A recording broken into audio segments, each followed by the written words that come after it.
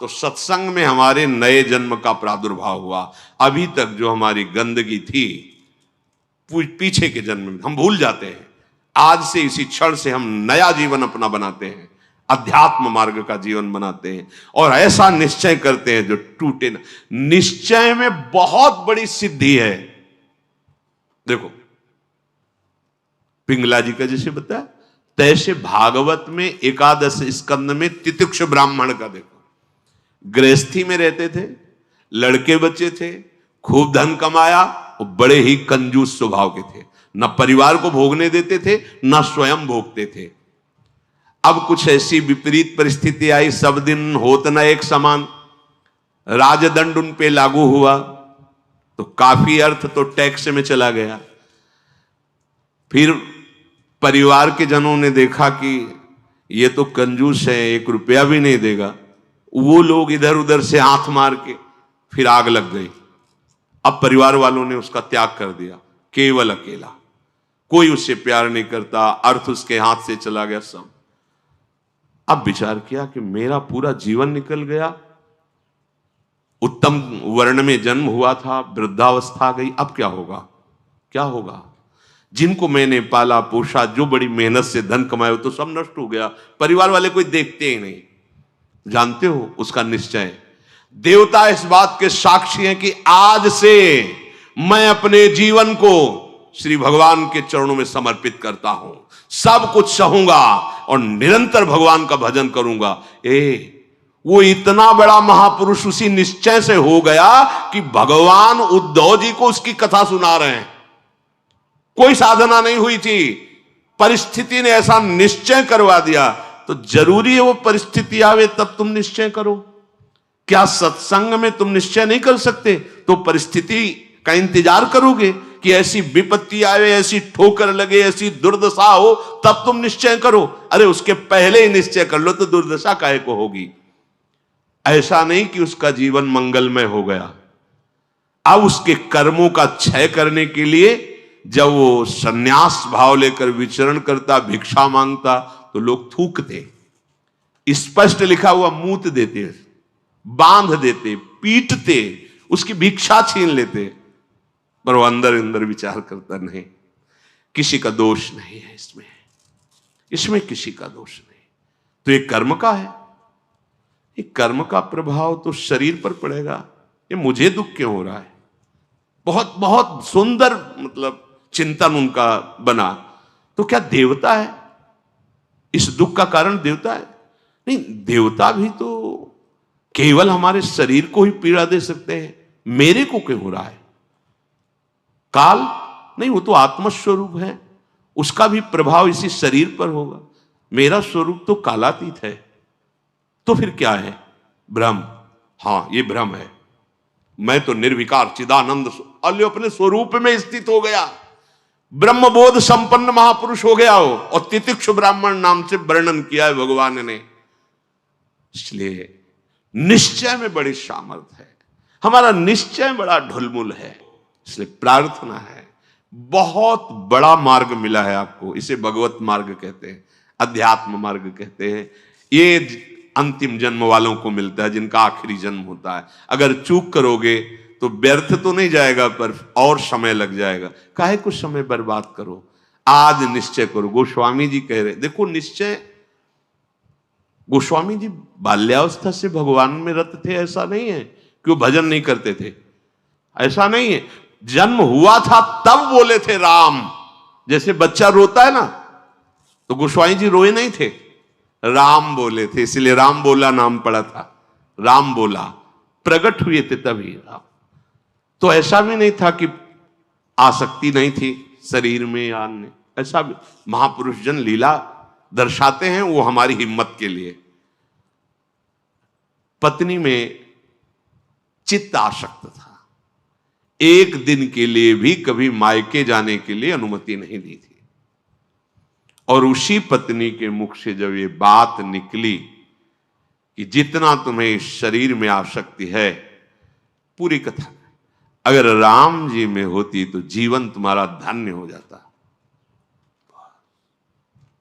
नेत्र को, पत्नी रूपी गुरुदेव ने नेत्र खोल दिए। कहीं से भी गुरुदेव सावधान कर सकते हैं, कहीं से भी, बस कदम मुड़ गए। क्योंकि ऐसा नहीं था कि राम भक्ति नहीं थी, निश्चय कर लिया, अब लो नशानी, अब न, ये गोस्वामी जी का ही पद है, अब इंद्रियों के बस में हो के, नहीं नहीं, बहुत सही बोला। अगर ये स्थिति, ये आसक्ति राम जी में होती तो जीवन धन्य हो जाता। अब पायो नाम चारु चिंतामणि, उर करते न खसई हो, अब लो नशानी। अब समझ गए, समझ गए। अब हृदय से एक क्षण के लिए भी राम नाम नहीं छोड़ूंगा। और जानते हो, महापुरुषों में सर्वशिरोमणि हुए गोस्वामी तुलसीदास। ये तो अवतार लीला महापुरुषों की है, ये हमारे लिए बताया है आचरण करके कि भगवान नाम में इतनी सामर्थ्य है कि ऐसे आसक्त वृत्ति को भी कैसे निरासक्त कर देते हैं। हमें चाहिए, जो भी, चाहे गृहस्थ मार्ग में हो चाहे विरक्त मार्ग में हो, दोनों मार्ग जाते ही प्रभु के चरणारविंद में है। अपने मार्ग की वृत्तियों को जानिए, समझिए और धर्मानुसरण बर्ताव कीजिए और नाम निरंतर जपते रहिए। तो जीवन यात्रा का विश्राम, जो गोस्वामी जी कह रहे हैं, पायो परम विश्राम, विश्राम ही नहीं, पायो परम विश्राम, राम समान प्रभु नाही कहूं। ये विश्राम कैसे मिला? हो कहते भगवान शंकर को साक्षी करके कहता हूं। अगर थोड़ा भी मिथ्या हो तो हमारी जीभ गल जाए, मेरा जो कुछ भी बना राम, ये दो अक्षर मेरे माई बाप हैं, इन्होंने ही हमें, बस आप हृदय की बात महापुरुषों के, ये दो अक्षर राधा, यही देख लेना आप। चलो देखो, बहुत समय तक विषय संयोग ना होने पर ऐसा ना समझ लिया जाए कि हम निर्विषय हो गए। बहुत ये चोर हैं, बहुत छुप कर रहते हैं और चिंगारी की तरह रहते हैं। फूस मिल जाए तो ज्वाला बनने में सेकंड लगता है। ध्यान रखना, 20 वर्ष 30 वर्ष बिल्कुल निर्विकार, संयोग नहीं। लगता है कि अब हमें कौन परास्त कर सकता है। चिंगारी है, फूस मिला ज्वाला बन जाएगी, जिसे नारद जी ने कहा तरंगवत, और संयोग बना तो समुद्रवत, डूब जाओगे, निकलना मुश्किल हो जाएगा। जब तक भगवत साक्षात्कार ना हो जाए, जब तक आपको अपने शरीर का अहम स्मरण करता भोक्ता भाव है, तो ईमानदारी से सावधानी पूर्वक अपने धर्म का पालन करते हुए प्रिया प्रीतम का निरंतर स्मरण, यही हमारे जीवन का परम लक्ष्य होगा। इसी से हमें परमानंद की प्राप्ति होगी। जिस समय हम ये सोचते हैं कि अब हमें कोई भी धर्म विरुद्ध आचरण नहीं, एक आनंद की वृत्ति आती है। देखना, और जिस समय हम सोचते हैं गलत ढंग से विषय सेवन, उसी समय जलन पैदा हो जाती। जिसके सोचने में जलन पैदा होगी, उसका परिणाम क्या होगा? क्या होगा आप विचार करो। जिसके सोचने में हमारे जलन हो रही, तो उसका परिणाम तो ज्वाला होगा। धर्म से चलो। चक्रवर्ती सम्राट महाराज अम्बरीश जी चक्रवर्ती सम्राट होते हुए भक्तों के शिरोमणि हुए। आप क्या भगवत आनंद प्राप्त नहीं कर सकते गृहस्थ में रहकर? ये उद्दंड लोगों की बातें नहीं सुननी चाहिए। जैसे आप, अरे ये तो बाबा जियों के लिए है, सन्यासियों के लिए, हमारे लिए थोड़ी नहीं। भाई, मनुष्य जन्म सबको भगवत प्राप्ति के लिए, भगवदानंद में। देखो, आपके अच्छे आचरण हो, आप जितेंद्री हो, आप नाम जप कर रहे हो, आप कोई नशा नहीं करते, सबकी सेवा का भाव है, तो राम राज्य नहीं हो गया? सब आनंदित रहेंगे, सब प्रसन्न रहेंगे, सबका हृदय सत्य और धर्म से युक्त रहेगा। यही तो आनंद का स्वरूप है। जब आप शास्त्र और सत्संग स्वीकार नहीं करते, तो आपके अंदर आसुरी वृत्ति बढ़ती, राक्षसी वृत्ति, और फिर देखो अपने को दुखी, अपने परिवार को दुखी, अपने नगर को दुखी, अपने देश को कलंकित, क्या क्या नहीं करवा देती है राक्षसी बुद्धि। इसलिए भाई, ये सत्संग, गृहस्थ, विरक्त, जो भी जहां भी है, सबके मंगल के लिए वहीं रहो, वहीं रहो। प्रभु के होके रहो। दूसरों को दुख पहुंचाने वाली बात चेष्टा मन में भी मत लाओ, सबको सुख पहुंचाओ, नाम जप करो, सबका मंगल हो जाएगा। देखो हम सब तरंगे हैं, समुद्र में ही उछल रहे हैं, हमारा अस्तित्व नहीं है, तरंगों का अस्तित्व नहीं है। ऐसे ही हम भगवत स्वरूप हैं, प्रभु रूपी अगाध समुद्र में हम तरंगे की तरह है, हमारी कोई सत्ता नहीं है। ये जो सोच रहे हो ना, सत्ता नहीं, सत्ता उन्हीं की है, उन्हीं की है। अभी आप समझ नहीं पा रहे, तरंग है क्या? समुद्र ही तो है। वायु विकार खत्म हुआ, समुद्र ही था, समुद्र ही है, बीच में तरंगे, ये सब तरंगे हैं। मन की तरंगे मिटा दो, फिर देख लो आप क्या हो, भगवत स्वरूप परम आनंद में। अब चाहे सृष्टि में रहो चाहे धाम में जाओ, कोई फर्क नहीं पड़ता। व्यवहार में भी रहते हुए परमानंद, शरीर छूटे तो प्रभु में परमानंद। उसी के लिए तो हम प्रयास करें, जितनी चेष्टाएं कर रहे हैं सुख के लिए ही तो कर रहे हैं। हे भाई, आप कोई भी हो, गृहस्थ हो, विरक्त हो, कोई भी हो, धर्म से चलो, नाम जप करो, सबकी सेवा की भावना अंदर रखो, तो मनुष्य जीवन का लाभ मिल जाएगा। ये उद्दंडता पूर्वक तर्क वृत्ति रखोगे तो अभी सौभाग्य मिल रहा है सुनने का, धीरे धीरे समय ऐसा आ जाएगा आपको शत वार्ता सुनने को नहीं मिलेगी। देख लेना, सत वार्ता जिसके श्रवण मात्र से हमारे हृदय में आनंद का स्फुरण हो और हम उस आनंद के बल से निर्विषय हो जाएं, वो वार्ता सुनने को नहीं मिलेगी। फिर और समय आएगा, धर्म सुने नहीं काना, कलिकाल बिहाल की मनुजा, नहीं माने को अनुजा तनुजा। सब होश में अभी समय है, तर्क वितर्क छोड़ो, जैसा शास्त्र सदगुरुदेव संत जन कह रहे वैसी बात मान लो, निहाल हो जाओगे, परमानंद में मगन हो जाओगे। ये हम बुद्धि की बात नहीं कहते कि तर्क वितर्क आप करें, तर्क सत्संग तर्क नष्ट करने के लिए होता है। हृदय में देखो, बहादुरी जबान से कहने की नहीं है, ये हृदय की बात है। ये यहां युद्ध होता है, पता नहीं क्यों बनी हुई है। वेद विद्या पढ़त, कर्म धर्मन करत, जलप तन कलप की अवधियानी, चारुगत छाण संसार भटकत भ्रमत, आस की पास नहीं तोरी जानी। स्पष्ट वर्णन है, इसका मनन हुआ है गुरु कृपा से, तब हम आपको कह रहे हैं, मनों का निरीक्षण करके। आस की पास नहीं तोरी जानी, सकल स्वार्थ करत, क्योंकि आस की पास नहीं तोरी जानी तो सकल स्वार्थ करत, रहत जन्मत मरत, दुख और सुख के होत मानी। अरे छाड़ जंजार कैसे न निश्चय धरत, एक किन लमत हरिवंश बानी। क्यों निश्चय नहीं करते, उस आस की पास को क्यों नहीं तोड़ देते? वैराग्य मार्ग का पथिक हूं या भगवत मार्ग का पथिक हूं, प्राण त्याग सकता हूं पर एक कदम अधर्म भूल न दे कुमारक नहीं। ऐ मन अब नहीं, अब नहीं, शरीर नष्ट कर दूंगा पर धर्म नहीं नष्ट करूंगा, भगवत मार्ग। ये आस की पास बड़े दुलार से रखे हुए, कभी तो, अभी नहीं, कभी तो, ये क्यों रखे हुए हो? यही तुम्हें भगवदानंद की अनुभूति वर्तमान में नहीं करने दे रही, यही आस की पास।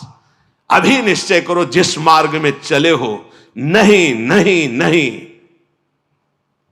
अभी शुद्ध ज्ञान स्फूर्ति होने लगेगी। ये सब यहां की देखी हुई बातें कह रहे हैं आपको। बच्चापन से इस मार्ग में है तो यहां देखी हुई बातें कर रहे हैं। बहुत वैराग्य में जीवन, एकांतिक जीवन, फिर भी आशा। पूछो उससे किसकी आशा, क्यों, क्या चाहिए? उत्तर नहीं मिल रहा। चाहिए ये भोग? नहीं, देखना भी नहीं, तो आशा क्यों? पता नहीं। आप देखो, अंदर से देखो, जब यहां की बात कही जाएगी ना तो सबके यहां की बात होगी। ये अलग से नहीं रचा, उसी मशीनरी से बनाया गया जिससे सब निकले हुए हैं, सब मशीनरी।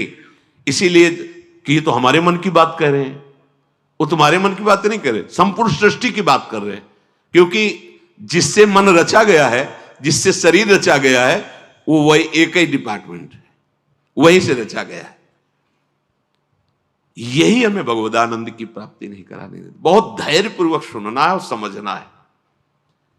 ये हम अपने मन की बात कहते हैं, इसको पढ़ा है, इसको देखा है, इसको समझा है।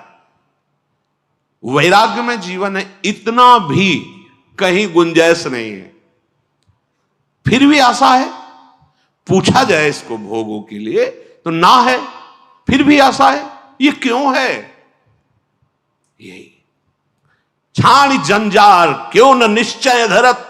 निश्चय क्यों नहीं कर रहा तू? तेरे निश्चय की कमी के कारण ये आशा की फांसी बनी हुई है। जब तक ये आशा की फांसी बनी रहेगी तब तक तुझे परमार्थ वस्तु का स्फुरण नहीं होगा। पक्की बात है। ये जो शुद्ध ज्ञान है स्फुरित ही नहीं होता, कामना से ढका रहता है। जैसे कोहरे की ताकत नहीं कि सूर्य को ढक ले, पर मेरे नेत्रों के ढकने के कारण लगता है सूर्य ढक गया। ऐसे ही ज्ञान स्वरूप जो भगवद अंश है इसमें स्फुरणाएं होती, जैसे सूर्य की किरणें निकलती ना, ऐसे इसमें ज्ञान की तरंगे निकलती रहती, आनंद की तरंगे निकलती रहती। वो आपके अनुभव में आपकी ही तरंग है, अनुभव में इसलिए नहीं आती कि कामना रूपी आशा रूपी कोहरा फैल गया। पिंगला जी ने कोई साधना नहीं की थी ज्ञान प्राप्ति की। ज्ञानियों के परम गुरु विदेहराज जनक जी के ही नगर में रह रही थी, पर वैश्यावृत्ति करती थी। देखिए, पढ़ के देख लीजिए, बहुत सूक्ष्मता से मनन करती हुई तो आपको उत्तर मिल जाएगा। अपने शरीर का श्रृंगार करके बैठ गई। संध्या के समय से कोई पुरुष उधर से आता दिखाई देता तो ये पुरुष हमें धन देगा, हमारे शरीर का सेवन करेगा, निकल गया। ये नहीं तो ये करेगा। ऐसे रात्रि अर्धरात्रि हो गई।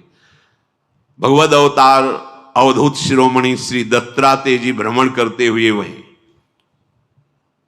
सर्वज्ञ महापुरुष थे, उसकी वृत्ति में ही अपनी वृत्ति लगाए हुए थे।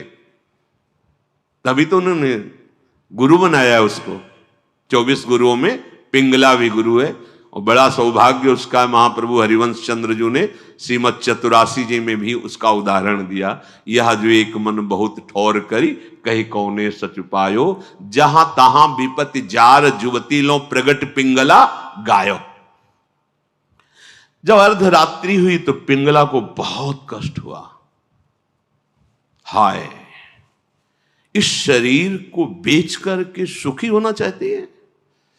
कितनी अज्ञान वृत्ति।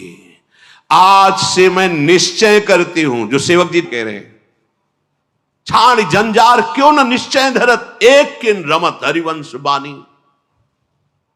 ये तुम क्यों आशा की फांसी में लटके हुए हो? कभी तो क्यों ऐसा रखे हुए हो?